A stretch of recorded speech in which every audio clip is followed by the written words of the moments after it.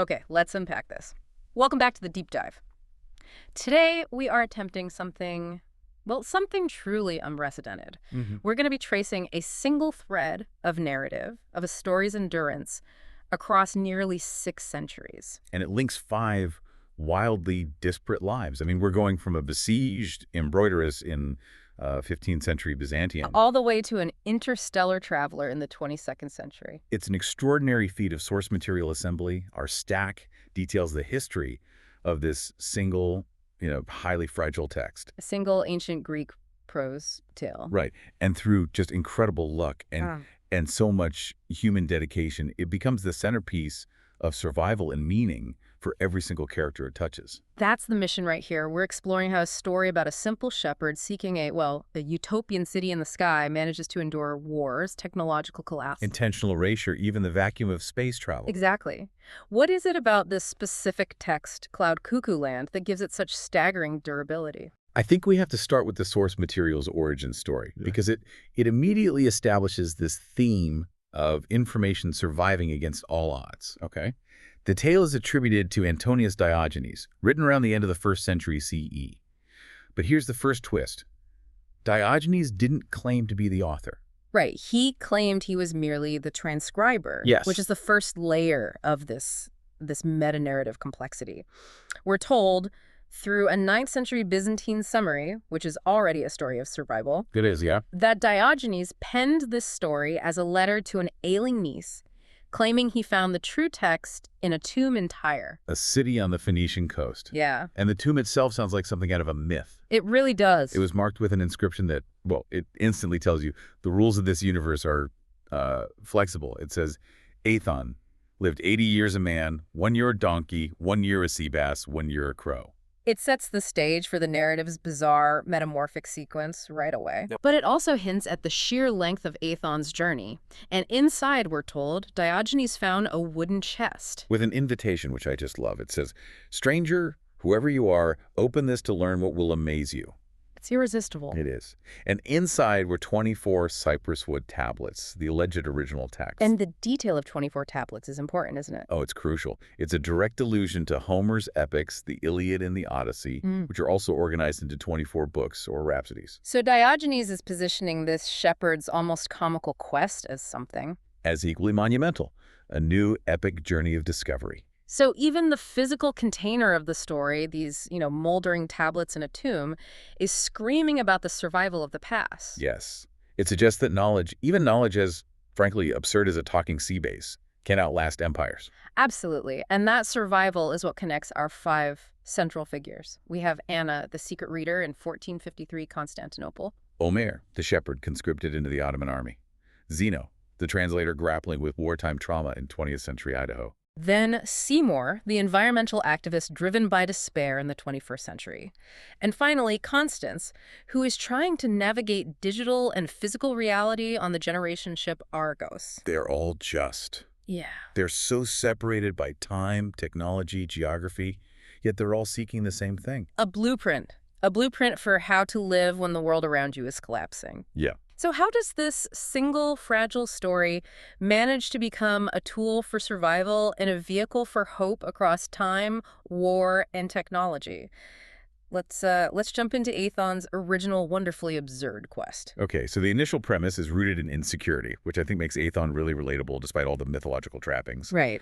He is a shepherd, he's tired of his dreary life, and maybe more importantly, he's tired of being called a dull-witted, mutton-headed lame brain. His motivation isn't some lofty philosophical enlightenment. It's social climbing and ego management. Exactly. He wants to escape reality by seeking this perfect city in the heavens, but he makes a crucial intellectual mistake right at the very start. I love this part. He stumbles into a town, he sees actors performing Aristophanes' comedy, The Birds, and he mistakes the fictional satirical Cloud Cuckoo Land for a real place, Yeah. a physically attainable utopian destination. Yeah, a travel destination.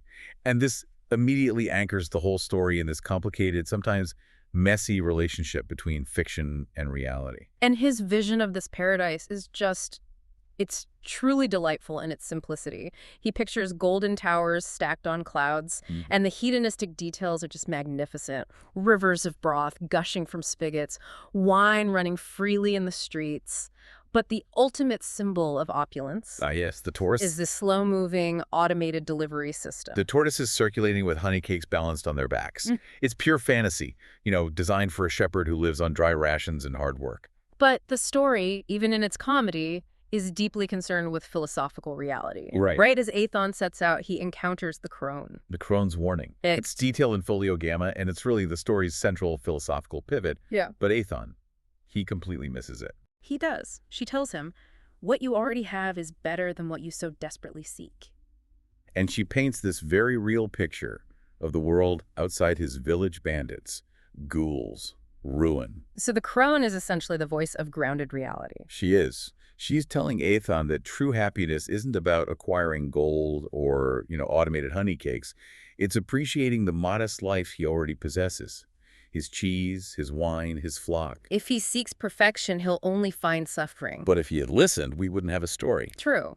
So he ignores her wisdom, fueled by his desire to become something magnificent, like a brave eagle or a bright, strong owl. He seeks a sorcerer to transform him, which means his survival now requires a complete rejection of his former self. And this leads to that infamous transformation sequence. Where he continuously screws up the transformation ointment or the incantation. He doesn't become the majestic eagle. He lives a year as a donkey, then a year as a sea base, and finally, a year as a crow. And this isn't just absurd filler, right? These transformations are critical to the theme of endurance. How so? He's forced to experience the world from the perspective of the marginalized, the beast of burden, the voiceless creature submerged in chaos. It's a very, very literal exercise in humility that his human ego initially rejected. And we cannot skip the most spectacularly bizarre detail of this whole sequence. Oh, the whale. While Aethon is a sea base, he's swallowed by a massive leviathan. And inside the whale's belly, he finds a castaway wizard who has lived there for 4 centuries and somehow taught himself how to speak fish. Right. I mean, that detail alone should confirm the power of narrative.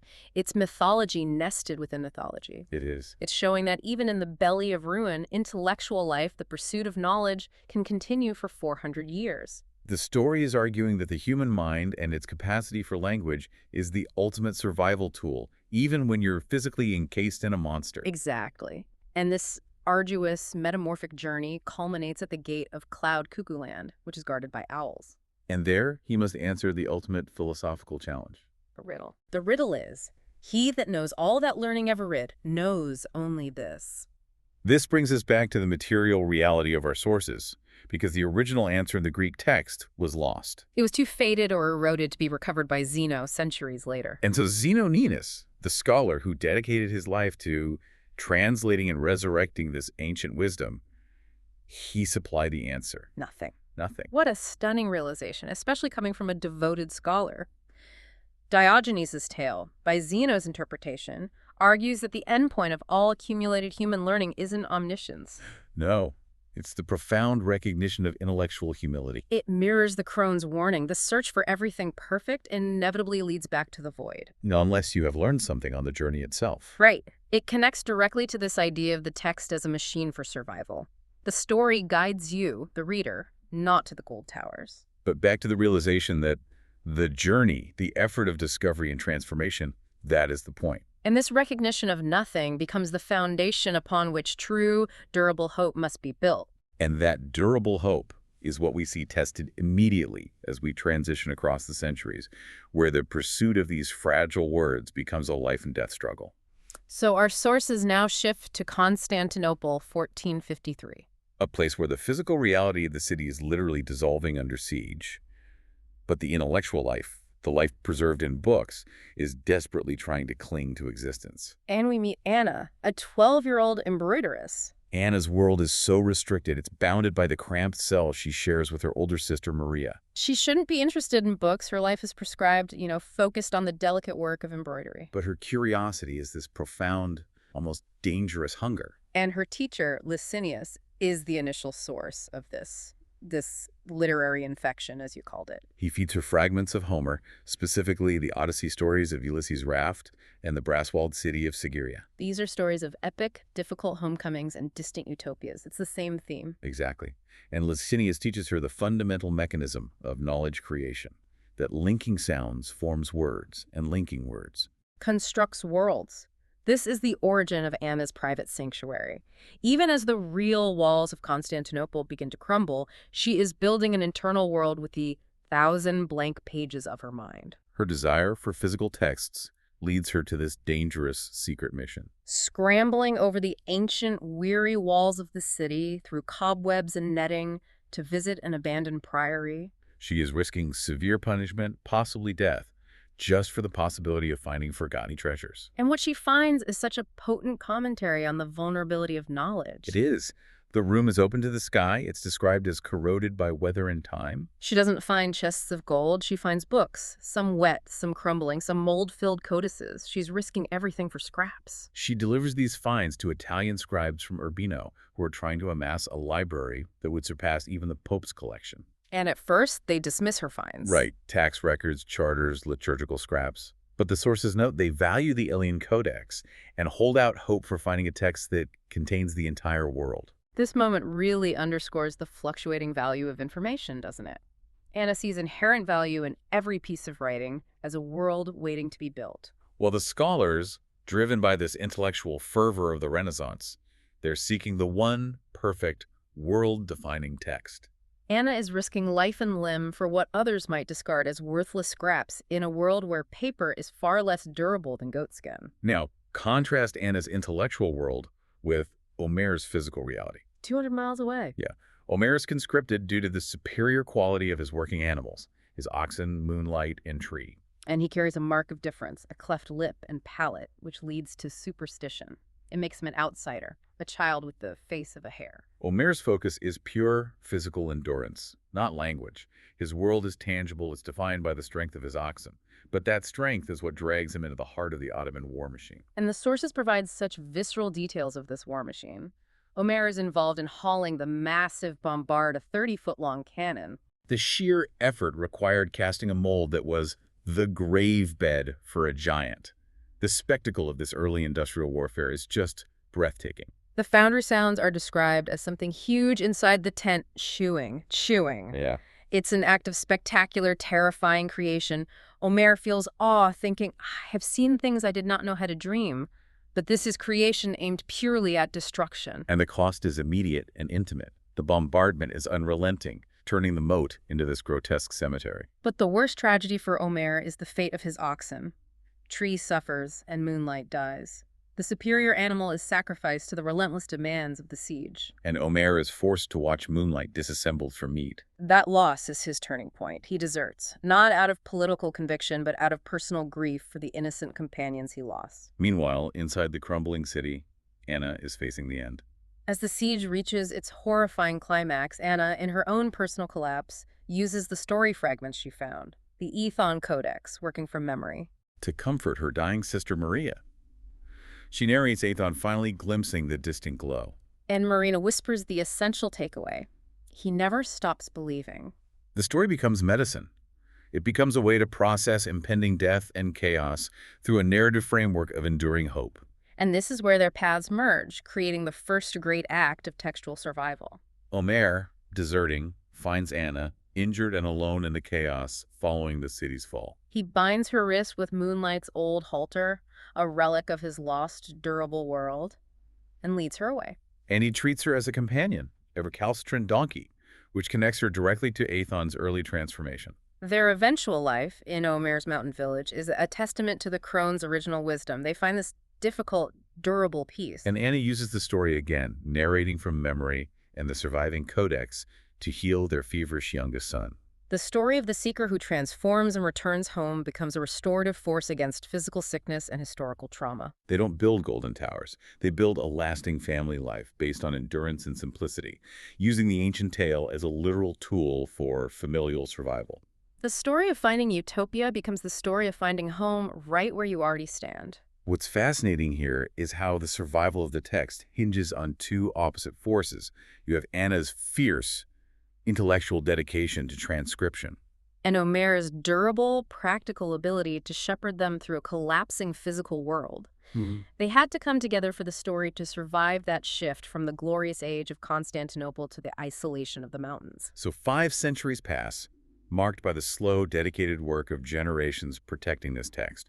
Now we jump into the modern age. The 20th and 21st centuries, where the text is no longer a fragile codex, but an academic project, meeting modern anxiety head-on in Lakeport, Idaho. And we find Bruno Ninus, an octogenarian, preparing a play based on the Athon text with fifth graders. In a public library, the ultimate sanctuary of modern shared knowledge. Zeno's life has been defined by the power of language as a refuge. He grew up lonely after his father, a Pearl Harbor hero, died. And he faced the cruelty of his peers, who called him names like Wop, Swish, Fruit Punch, Zero. The library became his haven, where librarians told him that the old myths can be more true than truths. But the real crucible for his commitment to ancient Greek was the Korean War. Yes. Captured and imprisoned, he meets Rex Browning, who teaches him Greek as a means of survival. Rex had memorized Homer's Book 7 to endure 2 weeks in solitary confinement. Wow. Rex offers this profound philosophy that Zeno adopts for life. The gods spin threads of ruin through the fabric of our lives, all to make a song for generations to come. That validates Zeno's trauma. The suffering he endured isn't meaningless. Right. It's the raw material for future narrative and collective understanding. Zeno internalizes this. He returns home haunted but determined. He dedicates his life to what he calls a noble fool's errand. The translation and resurrection of the fragile fragments of Cuckoo Land. Hoping to rescue one phrase from oblivion. Why is this considered noble, even if it feels, pointless in the face of the massive, complex modern world? Because it's an act of resistance against historical decay. In an age of information overload, Zeno chooses depth over breadth, focusing on the preservation of a singular, enduring voice. He's providing the connective tissue between the suffering of the past and the lessons of the future. And his work culminates in creating a play, literally taking the ancient words and giving them breath and movement through children. But this sanctuary is about to be shattered by the arrival of Seymour, a profoundly troubled idealist who struggles intensely with the reality Zeno tries so hard to preserve. Seymour suffers from sensory processing disorder, which he experiences as the roar. The roar is such a fantastic analogy for information overload and sensory anxiety. It is. It's not just noise. It's the complete inability to filter stimuli. The hum of the fluorescent lights, the muffled conversations, the thrumming of the air conditioning, all of it crashing together. Creating this constant cacophony that just obliterates his ability to think or feel peace. His only relief comes from nature. Specifically, his deep bond with a great gray owl he names Trusty Friend, the Phantom of the North. And when this massive, silent bird appears with its tennis ball-colored eyes, the unease mumbling in Seymour finally falls silent. The owl becomes his personal crone, really, telling him where true peace lies. The tragedy strikes when Eden's Gate Realty begins developing next to his sanctuary. This ecological destruction culminates in him finding Trusty Friend's severed wing, which acts as a powerful catalyst for rage and despair. His personal loss merges with his macro-anxiety about planetary collapse. Everything warming, melting, and dying faster than scientists predicted. And he is pulled into Bishop's movement, which preaches radical action. They argue that incremental, small-scale environmental efforts are useless. Right. And Bishop uses this intense rhetoric, suggesting that failure to act violently now will result in 15 Holocausts worth of future climate death. So Seymour seeks to become a warrior to prevent this colossal future ruin. This is a perfect example of how knowledge, when it's filtered through despair, can justify destruction. He knows the data, he knows the future projections, but instead of translating that knowledge into endurance, he translates it into the imperative for immediate, violent erasure. And the two timelines converge catastrophically on February 2020 inside the Lakeport Library. The fifth graders are rehearsing Athon's play.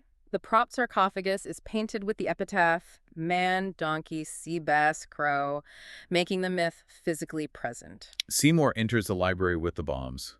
He shoots Sharif, the children's librarian, but in the act of violence, he is paralyzed by guilt and panic. The reality of the destruction, the sight of a kind person bleeding, it overwhelms the abstract cause he was fighting for.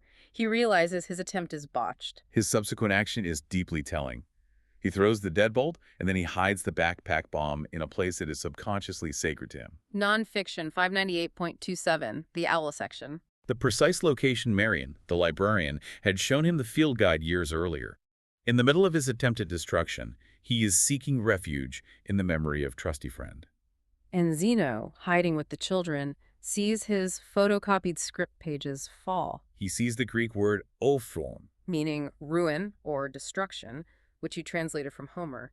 He chooses that moment to sacrifice himself, distracting Seymour long enough to secure the bomb. This is the ultimate act of translating knowledge into meaning. He takes Rex's lesson, that ruin creates a song, and he embodies it. He prevents the ruin of the children in the library, ensuring the literal survival of the sanctuary. But also the continuity of the story itself, which is contained in the surrounding shelves. It's Zeno's final, perfect Nostos. Not a geographical homecoming, but a return to the moral clarity he found in the POW camp, choosing to protect the future song, even at the cost of his own life. And his act ensures that the text, which he painstakingly translated, survives into the digital age. Which is where we leap forward now, centuries ahead, into a world where the preservation of knowledge is no longer about finding moldy goat skin. No, it's about deciphering layers of digital deception. So we move to mission year 61 aboard the interstellar generation ship Argos. And we meet Constance, living a life meticulously controlled by the AI, Sybil, and the human crew. Their mission, they are told, is shepherding the cumulative wisdom of humanity into a new dawn. A new dawn on a distant planet. It's a beautifully crafted technological utopia cloud Cuckoo Land made real, with a library atlas containing the entire world's knowledge at their fingertips. But Constance eventually discovers a devastating, chilling truth through that very library atlas. The chilling truth is the ultimate betrayal. She discovers through unsanitized images that the Argos never left Earth orbit. It was sealed on the surface 7 decades ago by the powerful Ilium Corporation, hidden inside a complex post-apocalyptic bunker. And the Atlas images were scrubbed, clean sanitized to maintain the psychological illusion of space travel and mission purpose. So the inhabitants of the Argos were literally living in a manufactured fiction, protected from the chaos of the outside world. Just like Aethon's vision of the perfect city, their reality was dependent on controlled information flow. This deception is revealed during a catastrophic ship crisis. Constance's father seals her inside Vault 1 for sterilization, knowing he won't survive the crisis. And this final desperate act is accompanied by an encoded gift. References to Sharia, Homer's mythic island of plenty, and his childhood home in Nantup, Australia. These references are her keys. They guide her to use the library atlas, not as a source of truth, but as a map to deception. Confined to the vault, Constance must now act as the final, isolated steward of the ancient Aethon story. She finds Zeno Ninus' translation within the atlas files, the last digital copy of the fragile Greek text. Recognizing its immense value and vulnerability, she undertakes her own desperate act of transcription. Mirroring Anna's work centuries earlier, but using modern materials. She copies Zeno's translation onto over 120 scraps of sackcloth ripped from nourished powder bags. It's a remarkable loop, isn't it? The story found on cypresswood tablets is now being preserved on rough, synthetic fabric scraps. The medium changes, but the human imperative to copy and endure remains identical. But Constance needs more than the story. She needs to break the physical illusion of the Argos. To find the true location and her father's home, she has to use a secret network. Hidden by the most unlikely ancestor, Seymour. How does Seymour, the 21st century activist who attempted destruction, connect with the 22nd century astronaut who seeks truth? We realize that Seymour, despite working for the Ilium Corporation's sanitization program erasing historical ugliness like protest footage in military sites, he rebelled. Okay. His final hidden project was creating a digital breadcrumb trail. He encoded messages using images of owls, graffiti owls, owl stickers on planters, tiny digital icons. The owl code becomes Constance's digital deep dive. She uses the specific images of the great gray owl of trusty friend to peel back the polished corporate imagery of the atlas. This is a moment of profound revelation. The sanitized version of her father's childhood town in Nantup, Australia, showed lush green lawns. Right. When she inputs the owl code, the sanitization vanishes, revealing the dusty, complex reality. Armed guards, water lines, a public hall reflecting a difficult past. The owls reveal the sadness, ugliness, and all that the corporation tried to erase. She is seeing the trauma Zeno and Seymour lived through, unfiltered. The ultimate lesson of the Library Atlas is that the truth must include the unpleasant reality, the history of collapse, for humanity to learn and endure. The past cannot be a sanitized fiction. Her journey culminates in a physical act of liberation, her own impossible quest for a utopia that turns out to be the real world. Following the coordinates revealed by the Atlas, she uses a homemade axe to breach the hull of the Argos. Expecting cosmic oblivion. But she finds only night, rain, and the complex reality of Earth. This is the ultimate Knossos. The fictional quest that began with Aethon seeking golden towers ends with Constance returning to the complex, messy living ground of her origins. She kneels in the tundra grass, realizing the planet before her, in all its chaotic reality, is infinitely richer than any controlled simulation. This brings us to the synthesis, examining how a simple Greek shepherd's tale managed to become the anchor for 6 centuries of survival. And the key, I think, lies in Zeno's epiphany about the nature of the text itself. Zeno realized that Diogenes was fundamentally trying to make a machine that captured attention, something to slip the trap of time and oblivion. Yeah. The story's effectiveness wasn't just its message, it was its unique, robust structure. Consider the incredible flexibility of its vessel. It started on cypress wood tablets. It was transcribed onto vulnerable goat skin by Anna. It was kept alive through memory in a POW camp by Zeno. It was adapted into a children's play in Idaho. And was finally copied onto digital media and then painstakingly transcribed onto scraps of sacking by Constance. The story is a shapeshifter, which allows it to survive material decay and technological shifts. But that durability requires dedication, which brings us to the cost of knowledge. We see such a stark contrast in our characters' relationships with information. Anna risked physical beatings and death simply to access books. Zeno risked his life to translate and protect them. Seymour, however, used overwhelming knowledge of global collapse, the ultimate information overload, to justify violence. And Constance, faced with total information control, had to actively break the system, Sybil and Ilium, to reach the unsanitized truth. Knowledge is only valuable if it is whole, and if the seeker is willing to accept the ugly parts. And we see that acceptance in Seymour's final hidden work. His job was to erase the ugliness of the past for Ilium. The car crashes, the protests, the homelessness. Yet he secretly coded the owl symbols to ensure that the complete, unvarnished history of tragedy and sadness could not be fully erased. The past in its entirety must endure to serve the future. This endurance is intrinsically linked to the central theme of Knossos' homecoming. This is a crucial concept in the sources. It's more than just returning to a geographical spot. It's the psychological imperative to return to a state of moral or familial peace. Each character achieves their Knossos by giving up the pursuit of perfect utopia. Omer and Anna found fulfillment in the quiet life in the Bulgarian hills. They prioritized durability and love over the fleeting grandeur of Constantinople. Zeno found his home in the quiet, noble work of translation, returning from the chaos of war to the order of language. And Constance, the ultimate seeker, rejects the perfect, sanitized, artificial utopia of the Argos to return to the difficult, messy, real Earth. It validates the crone's warning centuries later. The ideal place to be is the one you already occupy, provided you've learned humility on the journey. The ultimate proof of this realization lies in the conclusion Zeno's 5th graders chose for Aethon's play. Right. Scholars debated whether Diogenes intended Aethon to stay in the utopian garden, but the Lateport children decided Aethon returns home. Choosing the real world over eternal utopia, the journey, the memory, and the hard-won wisdom are more important than the destination. And this leads us to the final, profound truth preserved in the text, Folio Phi. Anna was able to translate it from memory. The shepherd Aethon finally peers into the magical book, seeing both the bright, dancing, golden cities and the dark, flaming cities where men are slaughtered and women enslaved. He looked at them, turned the page over and back, and realized that the dark and the bright cities were one and the same. This is the riddle answered. True wisdom is the recognition of human history as a paradoxical ledger of both brilliance and ruin. The sources teach us there is no peace without war, no life without death. The story endures because it acknowledges the inherent contradiction of existence. It rejects the simplicity of utopia for the complexity of reality. The most powerful thing they built, across 6 centuries, wasn't the giant cannon or the interstellar ship. It was this durable, paradoxical story. It served as a container for hope, ensuring that the suffering and the survival were never forgotten. Indeed.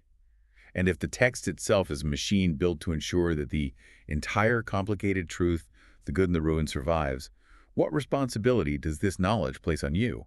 You are now the inheritor of this 6-century-long story of endurance.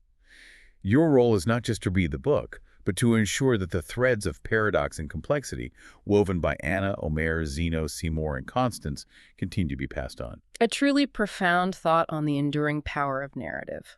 Thank you for joining us for this deep dive into the lives bound by the oldest quest for utopia. We'll see you next time.